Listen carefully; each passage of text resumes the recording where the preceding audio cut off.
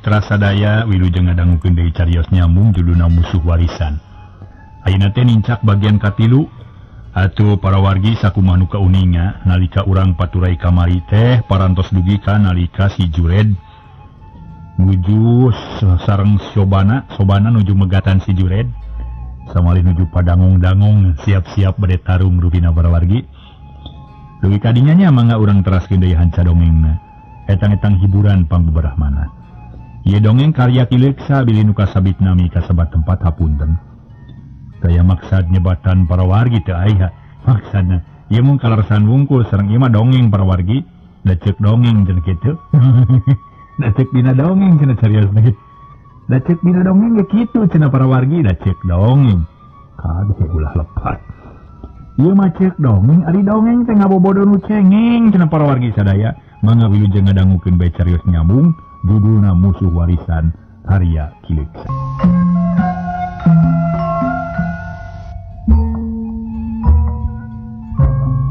Sobana para mitra ambak beakar. Kulantaran disebut kebo ku si Jured atuh harita saok nyarita. Sapi sia, babadotan sia, teh sia. Kurang ajar wani-wani nganya ka aing. Lamun sia ngabacot model gitu tang teh sia teh lain manusia waras bedul teh sia. Asalnya burep dewek ya. Cek Sobana. Bari samrut narajang ka si Jured anu keur ngabedega nulak cangkeng.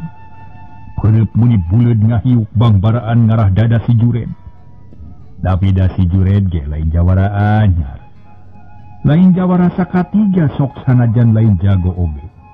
Kilak si Jured ngagiwarkeun dadana saeutik. Tos panarajang Sobana nonyok angin.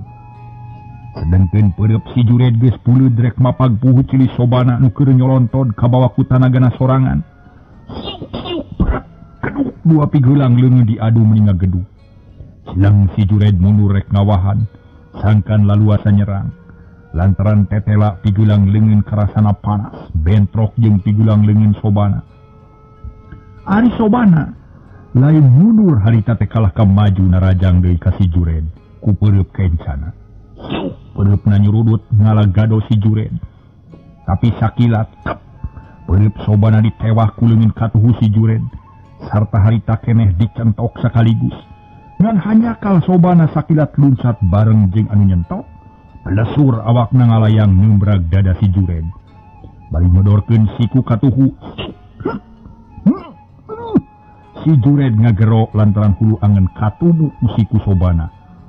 Lakatai baru nyuuh dina taneuh, tapi barang rek ditamahan deui kadenge aya nu nyerepet bari kalugas bedog. Barang repet telah si Burik jeung si Kored. Bisa dia rek mapas beheung Sobana nu rek mabad sukuna. Kurilap dua bedog ngaborela katojo ku cahaya panon poe.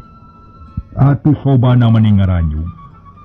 Nempo dua bedog rek ngala awak.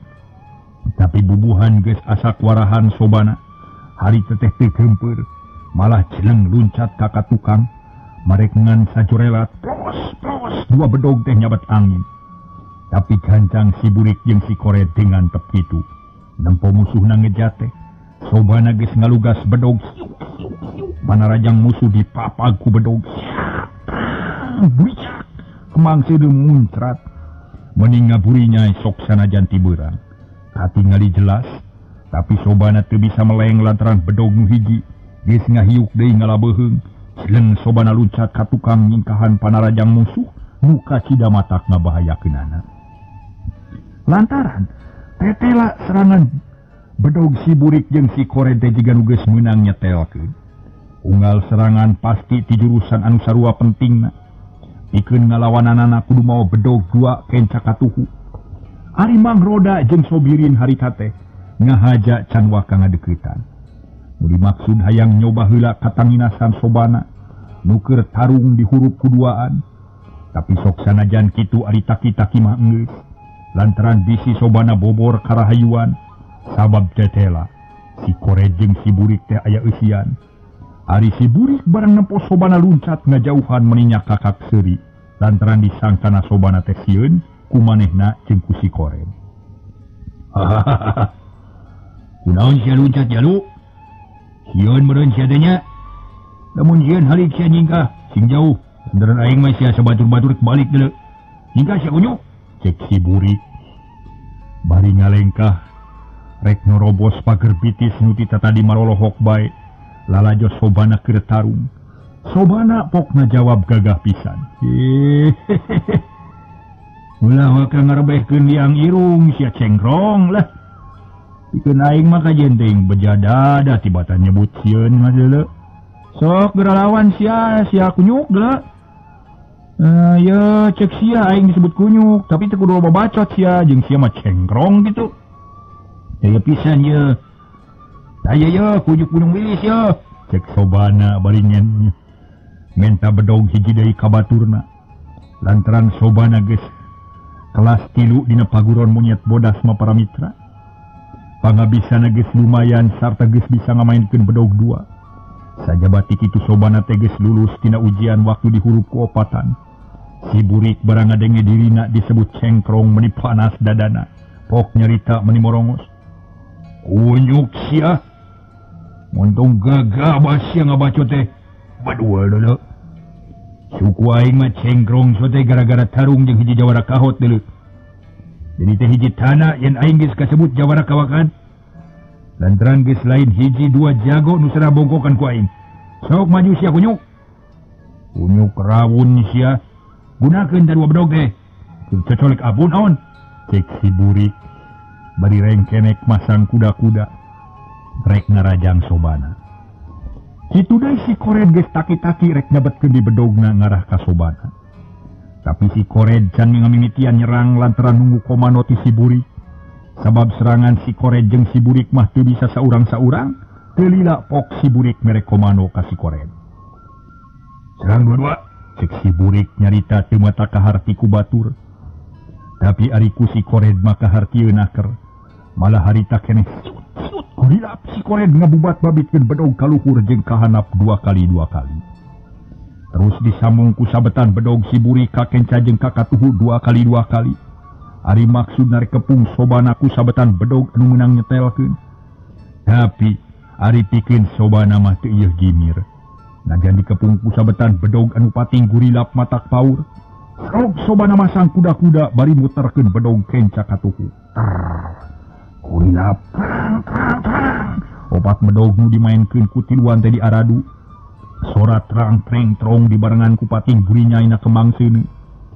Si Burik jeung si Kored mending ngaranjuk barang nempo perlawanan ti sobana lantaran tetela benteng nu dipasang ku sobana teh teras pisan hese ditembusna. Rekep para mitra hese di asupanana. Tapi si Burik jeung si Kored teu ada ponok pangharpan kero si Burik mere komando. Serang hiji, cek si Burik bari seak nyabetkeun bedog kahandap sakali sarta nyabet kaluhur 3 kali. Si Kored sabalikna kahandap 3 kali ari kaluhur sakali. Sida paselang jeung sabetan si Burik. Tapi tetep ku sobana masih kena dibendung ku gerakan ombak gumulung. Sobana awakna muter bari nakisan serangan si Kored jeung si Burik. Buricak. Sora bedog nu diadu meuni rame. Sakali ieu mah para mitra. Si Burik teu mereka sempetan sarta harita keneh nyabetkeun bedogna sagaligus rek ngalabeuheung sobana. Tapi sobana ge waspada. Sakilat serangan si Burik teh dipapag ku bedog satakar tanaga. Bedober pluk.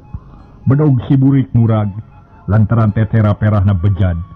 Teu kuat nahan bedog anu ngageter balas diadu. Puguh si Burik mending ngaranjug. Leung luncat ka tukang lantaran beuheung nasieun kasabat ku bedog sobana. Sabalikna pikeun sobana meni bungangang nempo si Burik mundur teh. Kilak sobana malik ka si Kored. Sakilat namplokeun jurus ombak gumulung sakaligus. Bedog sobana muter meni tarik naker. Sora ngahiung bakat ku tarik sarta ngarupakeun 2 gulungan sinar bodas nu ngancam ka si Kored. Puguh para mitra sadaya. Si Kored meni ngaraenyag satakar kebek. Lantaran tetela layana teh geus mundur atuh jadi pincang. Serangan si Kored teh manehna ayeuna mangan saukur bisa ngajaga diri, teu bisa nyerang kawas tadi. Bedog dibubat babitkeun pikeun ngabendung serangan ombak gumulung ti sobana. Tapi jurus ombak gumulung anu tarik dengan omat laut kidul teu bisa katahan ku si Kored. Cileng si Kored luncat mundur sababara lengkah. Tapi serangan Sobana teu daek saat malah kalah ka beuki tarik. Tungtungna siu. Bedog si Kored ngacon jauh naker sarta ramo leungeunna rampal kasabat ku bedog Sobana. Cerit si Kored ngacerit bari luncat ngajauhan. Aduh, ampun. Cek si Kored bari dereg-deg lumpat di babaranting ka palabah Mang Roda. Jeung Sobirin, jilan Mang Roda luncat ngahadang si Kored sarta kepepeuteuyana ditewak. Mang Roda bari sakaligus para mitra dibetot sakaligus kahanap bareng jeung ngajauna tur nala dada si Kored atutu merapna. Serap keduk. Meninggal kepai si Kored namru dina taneuh teu bisa hudang deui. An handaka si Jured harita teh teu aya nu nalingakeun lantaran katungkulkeun kula lajo Sobana nu tarung ngalawan dua bareng jeung rubuhna si Kored. Si Jured mah ngereles ninggalkeun eta patempatan ari disangkana kudu ngajajar mah baturna bae lantaran papakeanana sarua hideung. Sedeng beungeut aya nu merhatikeun da puguh keur lalajo nu tarung.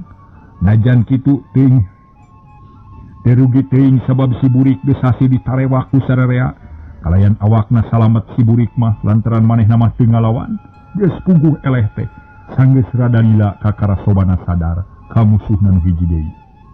Pok Sobana nanya ka baturna nu keur rajeg lalajo manehna. Batur-batur?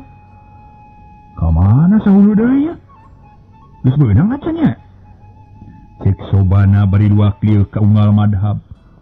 Ari nu ditanyana tayang nemalan ngan saukur silih reret jeung pada baturna.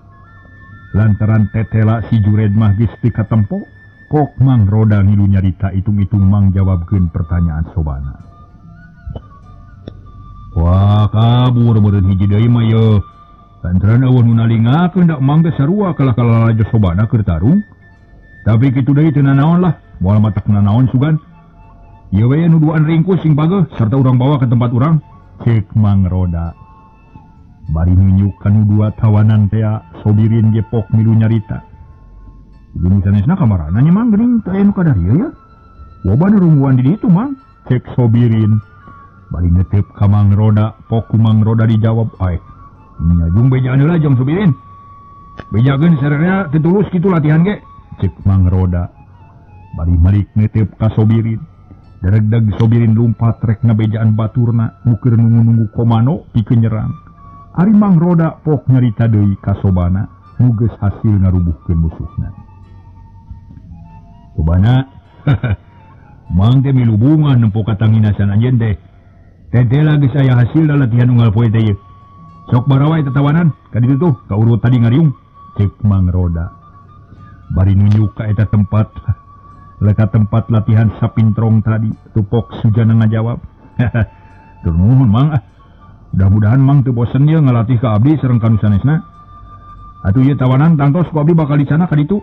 Cek Sobana. Bari terus mikeun bedog kanu bogana. Ari manehna terus bedogna diasupkeun kana sarangkana.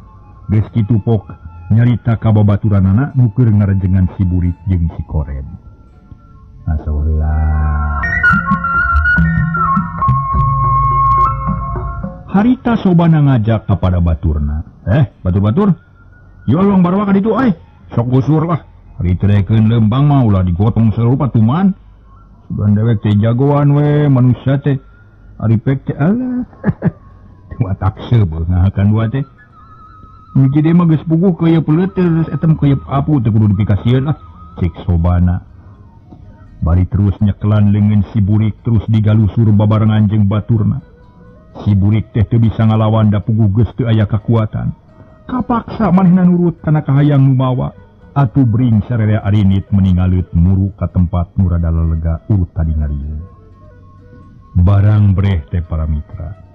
Tetela geus kasampak babaturan nu tadi dipimpin ku Rojana, Karyoto jeung Jahri.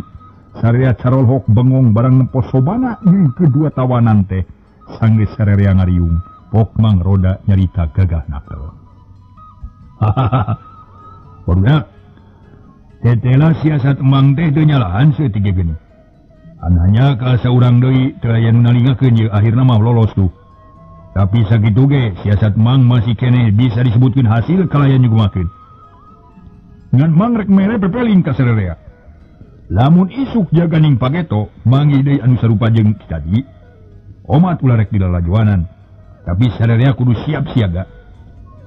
Lamun badan urang kadesek kudu buru-buru dibere bantuan. Lamun aya musuh nu rek lolos kudu buru-buru dipegat sangkan teu terus kabur. Lamun diibaratkeun keur ngabendung cai, lamun aya nu bocor kudu buru-buru ditamal. Da kitu pikeun contoh. Jadi nu tadi teh bener-bener latihan teh bisa dipraktekkeun langsung. Cek Mang Roda bari panon mureleng kadua tawanan. Ari nu ngadarengekeun sarerea silih reret jeung pada baturna. Jigana bae pada ngerasa kaget karena naon-naon diucapkeun ku Mang Roda, pok Sobiri nanya. Keke Mang, komik itu mah Mang Roda teh parentos terang atuh kana kasumpingan ti musuh urangnya. Nah make nganggo siasat kitu atuh Mang, naon margina teh? Cek Sobirin bari netep beungeut Mang Roda. Hayang buru-buru menang jawaban. Hahaha, balak aja mah Sobirin. Lamun Mang mere parentah pikeun ngepung musuh tangtu musuh urang teh bakal kabur samemeh ieu tempat bisa katingker. Ari sabab sakabeh caritaan urang teh kadarengieun ku ieu mangkluk teh. Cek Mang Roda bari nunjuk irung si Burik jeung si Koren. Sobirin sabatur-batur harita arungut-ungutan bakat ku ngarasa reueus ku kapinteran Mang Roda. Sarerea muji ka Mang Roda dina hatena sewang-sewangan. Lantaran aku maranehanana teh teu kapikir bakal kitu kajadianana. Sobirin pok nanya sakali deui lantaran masih keneh ngarasa penasaran. Oh, janten kitu nya Mang nangeun ki mana tuh Mang Roda uninga di daerah ieu aya musuh nuju ngintip urang? Ieu tadi Jang. Waktu urang tadi surak eak-eakan, ku Mang kadeng anu ngomong pating kerendeng ti kajauhan. Sakabeh omongan ku Mang bisa katangkep ku ceulik Mang. Malah ku Mang ge kadenge hawar-hawar yen ieu manusia teh anak buah Simat Jalil tukang renten teh. Tah, pikeun ngabuktikeunana ieu manusia urang tanya. Urang. Tapi ulah di dieu engke di tempat urang supaya salse jeung kasaksian ku Jang Supala atau ku Bah Purwana. Ieu aya urang balik lah. Teks Mang Roda bari terus lempang pangheulana. Maksudna marek balik ka lembur. Tapi samemeh murid-muridna nuturkeun ti kajauhan kaciri aya dua barang anu ngabelesat tarik pisan nuju kanu keur ngariung. Alayan teu kanyahoan kudu ngariung kurilap sap dua peso balatin nancep dina beung si Koret jeung si Buri. Gero rojana ngagero lantaran manehna keur aya di deukeut si Koret. Ah Mang Roda. Iya. Aya geuning aya ieu. Cek rojana bari nunjuk kasih Koret jeung kasih Burik nuker buria buncelik bari pelel. Tapi teu bisa ngagorowok saeutik-eutik acan lantaran ti korona katiir pisan ku peso balati sarta tina sumut ngaburial getih menuju sarerea nu nyaksian carolohok bengong mata si meuteun. Sakur nu nempo kabeh ge para mitra rada kasima ari nyaksian nu kitu mah. Malah Mang Roda sajongjongan meni calangap teu bisa nyarita. Ari panon molotot bakat ku kaget nempo anu keur adug songkol kalawan rikat. Sakarat awal. Delila kerajat les si Koret jeung si Burik ngaleupaskeun nyawa hampir bareng. Atuh bareng sarerea ngucapkeun inna lillahi wa inna ilaihi rajiun. Sanggeus nu duaan ngaleupaskeun nyawana ka Mang Roda bisa nyarita. Tapi sora tetep rada haros-hos bangun haneueul pisan. Be, cila ka batur-batur. Ieu dua manusia teh geus ditutup sungutna sangkan teu ngabudalkeun rusiahna. Waina kajadian kieu hiji tanda iteh. Hiji tanda yen di daerah urang geus mimiti aya musuh. Waduh, hanya kapisan urang derek manggih untung kalah kabuntung. Kapaksa, ayeuna urang kudu nguburkeun heula ieu layon, tapi sawareh ulah milu migawe cukup ku 10 urang we. Sedang nu sejen kudu ngajaga bisi aya musuh ngabongohan. Sok laksanakeun buru-buru. Kapaksa ieu layon kudu dikubur kalayan balurat, bungan urang diancam bahaya ye cek Mang Roda. Cih para mitra nguruskeun kewajiban masing-masing. Der pagawean teh dilaksanakeun harita keneh bari carincing pageuh kancing saring set pageuh iket bisi aya deui musuh nu ngabongohan. Sanggeus beres nguburkeun mayit si Kore jeung si Buri. Bering sarerea barali ka Ciborelang bari mawa hate nu pinuh ku pertanyaan. Malah Mang Roda oge teu daekeun deui nyarita bakat ku ngarasa bingung ku ayana kajadian nu bieu. Tapi ari pikeun murid-murid monyet bodas mah mangrupakeun hiji pangalaman nu kacida gede hargana. Lantaran bisa namahan pangaweruh dina widang persilatan, sabab pangalaman anu sarupa kitu teh langka kajadian. Komo ari nu nempo dua nyawa ngalayang sakaligus ngan saukur pikeun utupan Rusiah mah. Pikeun murid-murid anyar mah kaasup aneh. Para mitra sadaya, ayeuna urang tunda heula rombongan murid-murid monyet bodas nu dipimpin ku Mang Roda. Ayeuna urang tuturkeun heula si Jured anu geus teu boga batur lantaran si Kore jeung si Buri geus palastra. Mulih ka jati mulang ka asal. Sambil si Jured nyaksian baturna nu dikubur ku Mang Roda sapara kanca, terus manehna leumpang mapai-mapai leuweung rek ngajugjug ka lemur Cihaur. Mimitina mah si Jured teh leumpang biasa we. Tapi sajajalan hatena terus-terusan diganggu ku rarasaan lantaran geus tega ngalanyawa batur-baturna nu dua sakaligus. Barang dipikir deui, manehna ngarasa reueus lantaran geus bisa ngalaksanakeun amanat nu jadi dununganana. Sabab Rusiah nu jadi dunungan teu bisa bocor ka musuh. Tapi kulantaran beungeut si Burik jeung si Kored kokolebatan bae. Bulu punuk si Jured ngadak-ngadak pating puring ka karudang kabeh. Tungtung nama teragag si Jured lumpat di buburanjat jika aya nu diudag maung. Cileng-cileng ngaluncatan catang nu ngahalangan. Lumpat estu teu nulih kana naon-naon. Bakat ku hayang buru-buru anyog kanu dijugjug. Tunggu dirarud catang dirumpak. Pikeun si Jured mah lain paribasa wungkul, tapi sabener-benerna kitu kaayana teh da puguh lumpat di leuweung. Sanggeus kira-kira 4 jam lilana lulumpatan di tengah leuweung. Teu milas rog ka kebon eurih anu paselang jeung tangkal malaka. Terus si Jured nuruntug germudun mapai-mapai jalan satapak paranti ngaliwat kanu di leuweung. Tapi sanggeus kaluar ti leuweung mah si Jured teh teu lumpat lantaran sajabati capek. Hasilna ge ngurangan. Barang nepi ka hiji tempat nu rada datar, reg si Jured eureun leumpang. Sarta koloyong manehna nyampeurkeun kana tangkal sempur anu jarada ieu. Gek diuk dina batu bari ngageberan dada ku dampaleungeun. Panon molohok kalebak nu teu pasawahan nu ngampar lir perbadani hejo. Miluhureunna recet manuk cangkurileum jeung titiran manibaleger pisan. Hiliwir angin gunung nebak dada anu keur ngahegak bakat ku capek. Atuh puguh karasa matak seger jeung karasa jag-jag deui. Bari ngararasakeun nikmatna angin gunung, pok si Jured ngomong sorangan.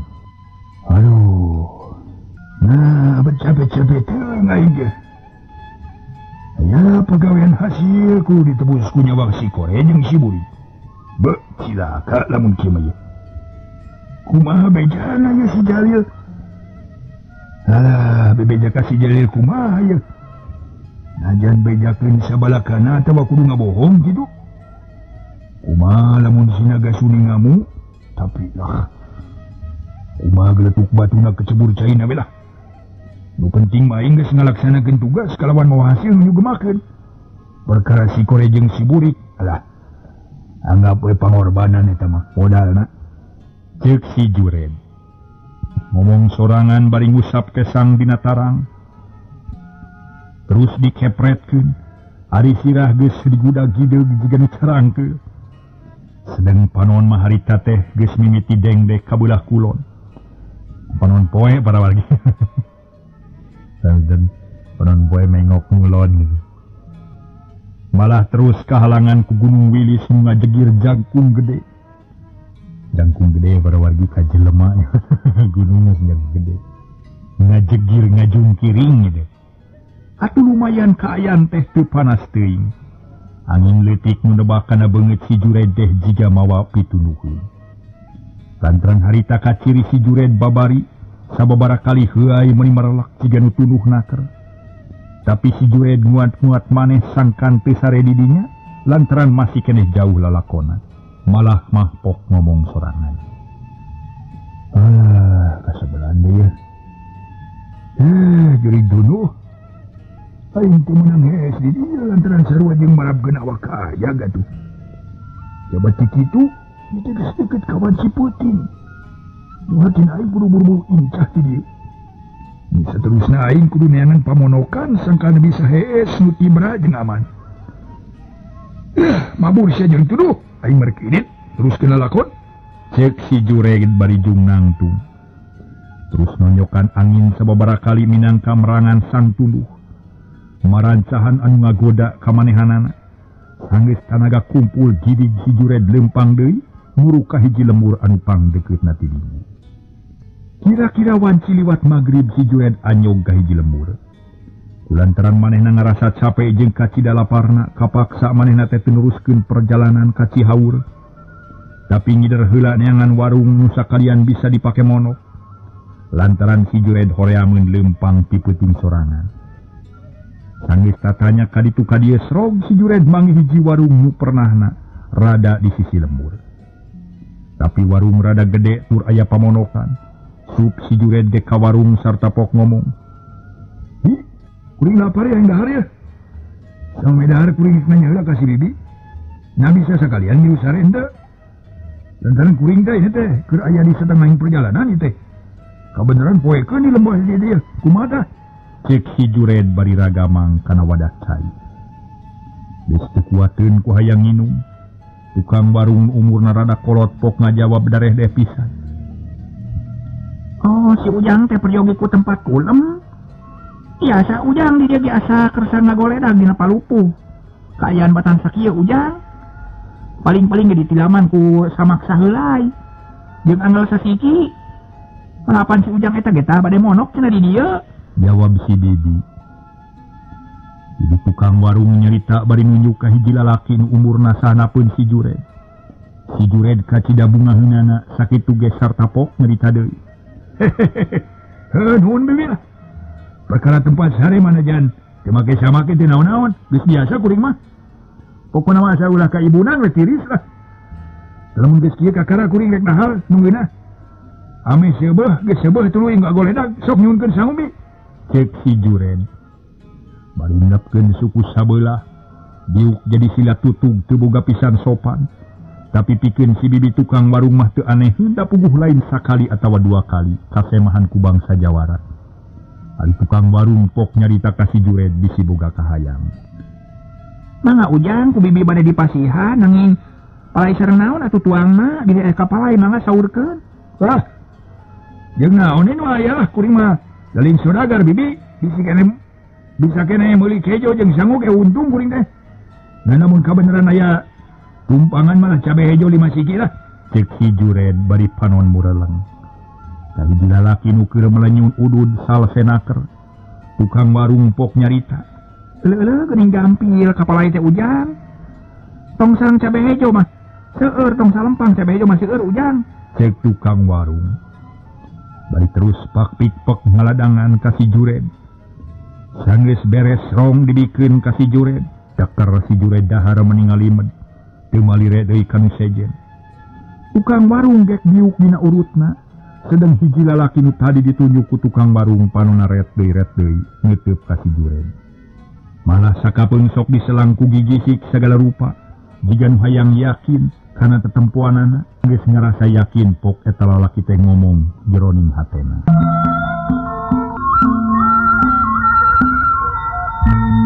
Kumaha cek eta lalaki anu keur ngahureng tadi teh? Aya da si Jured teh natas di mana jeung rek ka mana poe kieu aya di dieu. Aduh. Buah-buah sidikeun kana beungeut aing ye, tapi untung aing nggodeg jeung janggot. Sugan we si Jured apaleun ka aing. Namun ditanya ngaran kapaksa kudu ngabohong ye. Cek eta hiji lalaki nu keur dieu. Bari ngawaskeun ka si Jured. Ari eta jalma teh tayalian iwa ti Kang Ikung nu baheula kungsi disiksa ku si Jured jeung pada baturna. Malah bisa naceli si Jured rumpung gara-gara nyiksa Kang Ikung basa di datar picung. Sanggeus mikir, kitu mah terus Kang Ikung api-api tumalire ka si Jured. Heulila antarana si Jured geus anggeus daharna. Malah geus melenyun udud bari panon neuteup lalangit jiga nu keur ngalamun. Sanggeus rada lila ret si Jured ngareret ka Kang Ikung sarta pok nyarita. Kidulur, saha ngaran ajeun? Mereka mana? Gentas di mana deh? Sok jawab ngaran namaan sobat. Ari ngaran kuring mah Jured, jago cici haur, anu can aya tandingna. Ari anjeun jawara lain. Cek si Jured. Mintak itu bari pindah diukna ngadeukeutan Kang Ikung. Uguh Kang Ikung rada reuwa sok sieun si Jured nyahoeun ka manehanana. Tapi teu burung ari ngajawab mah sarta hatena diteger-teger ngarah tenang. Hahaha. Hatur nuhun Kisilah. Anjeun geus terang-terangan nurutan manuk dikukur nyebut ngaran sorangan. Laku lantaran kitu tangtu kuring bakal nerangkeun ngaran kuring. Sok Bandungan ngarah salah denge, teu salah denge. Ngaran kuring masih koclak asal ditugan Gunung Luhur. Anu maksud mah rek nepungan adik kuring di Lemur Lebak di bawahan sagara handap. Sedengkeun karesep kuring mah hobi ceuk barudak teh mah. Ku batur salemur teh geus katelah raja teluh. Tapi lain teluh baruang. Nuku kuring dijalankeun mah sabab teu ngarugikeun batur. Malah sabalikna dipiharesep ku para patani anu tukang ngahuma. Kitu tah Ki Jured. Cek Kang Ikung ngabohong. Jadi kagok-kagok ngarah nyumputkeun ngaran leuwih buni. Lantaran lamun si Jured nepi ka kanyahoan Kang Ikung geus tangtu moal matak pihadeun. Si Jured meuni colohok. Barang ngadenge jawaban Ikung kitu, pok nyarita bari melong ka Kang Ikung. Asa ararane boga ngaran jeung kalakuan teh. Ngaran koclak. Jika nu geus beakeun ngaran ari lembur Gunung Luhur. Da heueuh Gunung Malaluhur. Ari nu dituju Lembur Lebak. Bawahan sagara handap. Da heueuh sagara mah nu di luhur kabege di handap. Keun lah.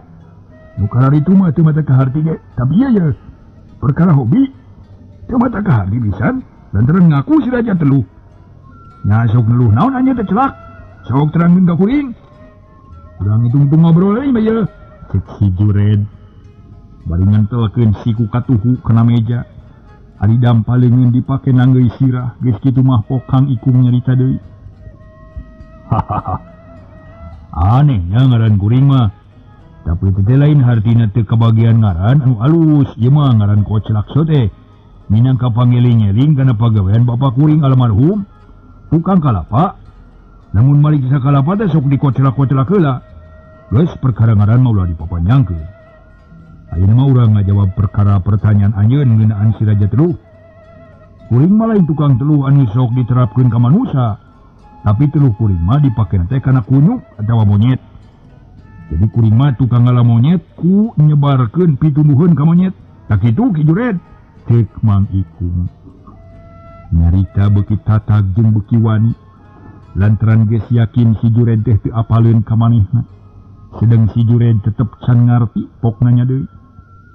Waduh. Teu ngarti dewek mah. Kumaha carana mikeun pituduhan ka kunyuk? Teu kumaha carana ngala kunyuk?